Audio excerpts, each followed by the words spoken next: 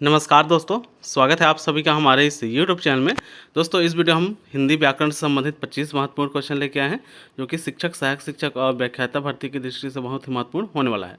तो आप सभी लोग वीडियो में बने रहें और यदि अभी तक चैनल को सब्सक्राइब नहीं किए हैं तो चैनल को सब्सक्राइब जरूर करें। तो दोस्तों, जल्दी जल्दी जो है 25 नंबर का क्वेश्चन सेशन देखते हैं। तो सबसे पहला जो क्वेश्चन है वह है सा हा में कौन सा व्यंजन है। ऑप्शन ए है स्पर्श व्यंजन, ऑप्शन बी अंतःस्थ व्यंजन, ऑप्शन सी उष्मा या फिर संघर्षी व्यंजन, या फिर डी प्रकम्पी। तो जो दोस्तों सा हा में जो व्यंजन है वह है उष्म व्यंजन, ऑप्शन नंबर सी, जिसे संघर्षी व्यंजन भी कहा जाता है। ठीक है, अगला क्वेश्चन है इनमें से संयुक्त व्यंजन कौन से हैं। घ, छ, ना या फिर ढा। तो जिस संयुक्त व्यंजन है वह है आपका ऑप्शन नंबर बी छ, जिसमें कौन कौन से व्यंजन है। इसमें आपके का प्लस आ और यह सा, ये तीनों से मिलकर के, तीनों वर्णों से मिलकर के यह जो छ है व्यंजन है वह बनता है। ठीक है, ऑप्शन अगला क्वेश्चन है अनुनासिक शब्द का संबंध होता है केवल नाक से, केवल मुंह से, नाक और मुंह दोनों से, इनमें से कोई नहीं। तो अनुनासिक शब्द का संबंध होता है आपका ऑप्शन नंबर सी, नाक एवं मुंह दोनों से। ठीक है, अगला क्वेश्चन है शुद्ध वर्तनी का चयन कीजिए। यहाँ पर देखना है कि इनमें से कौन सा शताब्दी जो लिखा है वह कौन सा शताब्दी सही है। तो इसका जो आंसर हो जाएगा आपका ऑप्शन नंबर सी। ठीक है, शताब्दी, यह वाला शताब्दी जो है इसका सही आंसर है। ठीक है, अगला क्वेश्चन है भूष्म शब्द में संधि है। ऑप्शन ए दीर्घ संधि, ऑप्शन बी गुण संधि, ऑप्शन सी वृद्धि संधि, या फिर डी व्यंजन संधि। तो भूष्म शब्द में जो संधि है वह है आपका ऑप्शन नंबर है दीर्घ संधि। दीर्घ संधि जी है दोस्तों, इसमें भू धन उष्मा से यह इसका संधि विच्छेद होता है, जिसमें उ मिलकर के आपका बड़ा उ बनाते हैं। ठीक है, कौन सी संधि है यह दीर्घ संधि। ठीक है, अगला क्वेश्चन है निराशा का सही संधि विच्छेद है। ऑप्शन ए निराधन आशा, ऑप्शन बी निर्धन आशा, ऑप्शन सी निधन आशा, या फिर इनमें से कोई नहीं। तो जो निराशा शब्द का सही संधि विच्छेद है वह है आपका ऑप्शन नंबर सी निधन आशा। ठीक है, और यह एक प्रकार का विसर्ग संधि है। ठीक है, अगला क्वेश्चन है अमावट में प्रत्यय है टा, वट, आवट या फिर मावट। तो अमावट में जो प्रत्यय है वह है आपका ऑप्शन नंबर सी आवट। ठीक है, प्रत्यय जो कि शब्द के अंत में लगते हैं। ठीक है, तो इसमें जो प्रत्यय है अमावट में वह है आपका ऑप्शन नंबर सी आवट। ठीक है, अगला क्वेश्चन है आप बीती में कौन सा समास है। ऑप्शन ए संबंध तत्पुरुष, ऑप्शन बी अधिकरण तत्पुरुष, ऑप्शन सी द्विगु समास, या फिर द्वंद्व समास। तो आप बीती का जो समास विग्रह होता है वह होता है आप पर बीती। ठीक है, आप पर बीती। तो इसमें जो समास होगा वह होगा आपका अधिकरण तत्पुरुष समास, ऑप्शन नंबर सी। ठीक है, अगला है कौन सा समास बहुब्रीहि समास का उदाहरण है। ऑप्शन ए निशिदीन, ऑप्शन बी त्रिभुवन, ऑप्शन सी पंचानन, या फिर ऑप्शन डी पुरुष सिंह। तो इसका है बहुब्रीहि समास जो है आपका ऑप्शन नंबर सी पंचानन। ठीक है, अगला क्वेश्चन है रचना के आधार पर शब्द के कितने भेद होते हैं। Option A 2, option B 3, option C 4, option D 5।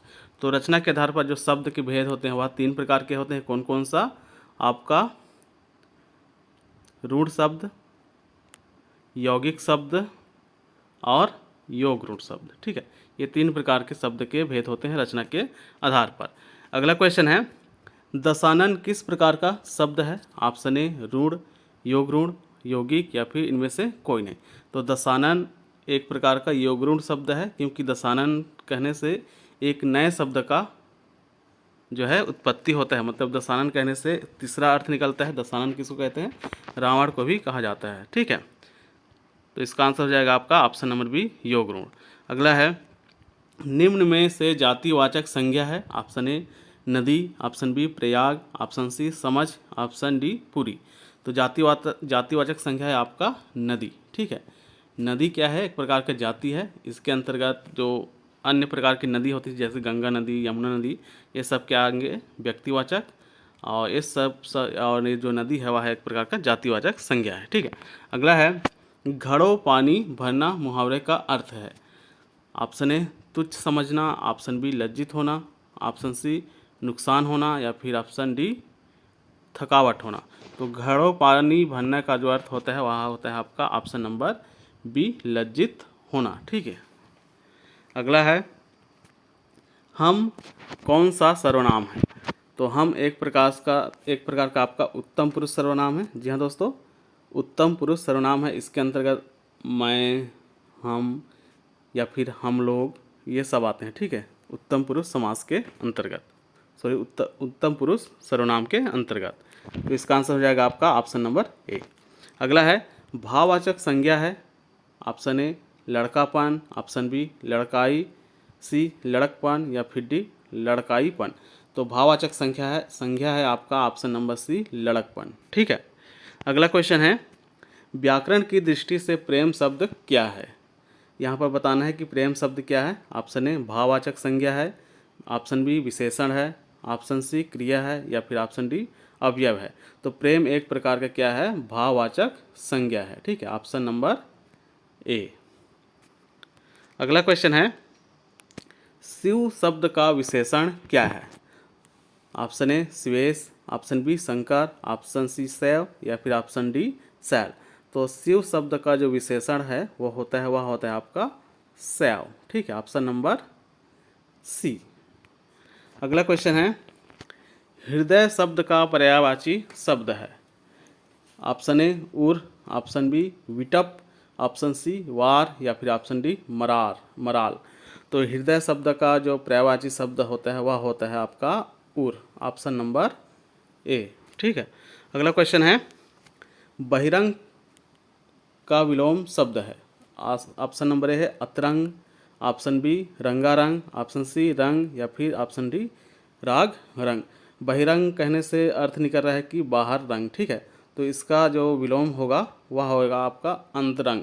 अंतरंग कहने से जो शब्द अर्थ हो रहा है कि अंदर रंग। ठीक है, तो इसका आंसर हो जाएगा आपका अंतरंग। ठीक है, अगला क्वेश्चन है मूक का विलोम शब्द होता है। मूक का विलोम शब्द होता है। दोस्तों यह जो क्वेश्चन है यह कई बार के टेट के एग्जाम में पूछा गया है, तो बहुत ही इंपॉर्टेंट क्वेश्चन है। ठीक है, तो इसको देखना होगा मूक का विलोम शब्द क्या है। ऑप्शन ए हास, ऑप्शन बी साप, ऑप्शन सी गाँड, या फिर ऑप्शन डी वाचाल। तो मूक मतलब अधिक बोलने वाला और वाचाल मतलब कम बोलने वाला। तो इसका जो विलोम शब्द होगा मूक का वह होगा आपका ऑप्शन नंबर डी। ठीक है, अगला क्वेश्चन है हो सकता है राम का काम बन जाए। यह इसमें कौन सा वाक्य है पूछा गया है।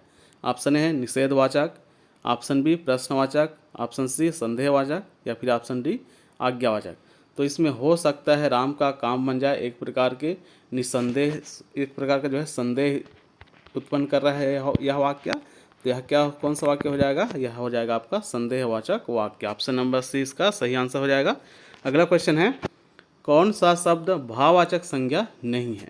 मिठाई, चतुराई, लड़ाई, या फिर उतराई। तो दोस्तों इसमें जो मिठाई है ऑप्शन नंबर ए, यह एक प्रकार का भाववाचक संज्ञा नहीं है। बाकी चतुराई, लड़ाई या उतराई ये तीनों क्या है, भाववाचक संज्ञा है। ठीक है, अगला क्वेश्चन है पेट में दाढ़ी होना का क्या अर्थ है। ऑप्शन ए पेट में खलबड़ी मचना, ऑप्शन बी भूख लगना, ऑप्शन सी कोई भेद न छिपा पाना, और ऑप्शन डी बचपन से बुद्धिमान होना। तो पेट में दाढ़ी का होना इसका जो अर्थ है वह है आपका ऑप्शन नंबर डी, बचपन से ही बुद्धिमान होना। ठीक, अगला क्वेश्चन है निम्न में से अनिश्चयवाचक सर्वनाम है। ऑप्शन ए यह, ऑप्शन बी वह, ऑप्शन सी क्या, ऑप्शन डी कोई। तो इसमें जो अनिश्चयवाचक सर्वनाम है वह आपका है ऑप्शन नंबर डी। बाकी यह और वह है आपका निश्चयवाचक सर्वनाम। ठीक है, और जो क्या है वह एक प्रश्नवाचक सर्वनाम है। ठीक, तो इसका आंसर हो जाएगा आपका ऑप्शन नंबर डी। अगला है आज का अंतिम क्वेश्चन वृक्ष पर पक्षी बैठे हैं में कारक चिन्ह है। ऑप्शन ए अपादान, ऑप्शन बी अधिकरण, ऑप्शन सी संबंध, और ऑप्शन डी कर्म। तो दोस्तों यह जो 25 नंबर का जो 25वां नंबर क्वेश्चन है इसका आंसर आपको नीचे कमेंट बॉक्स पर देना है। ठीक है, तो दोस्तों फिलहाल इस वीडियो में इतना ही। धन्यवाद।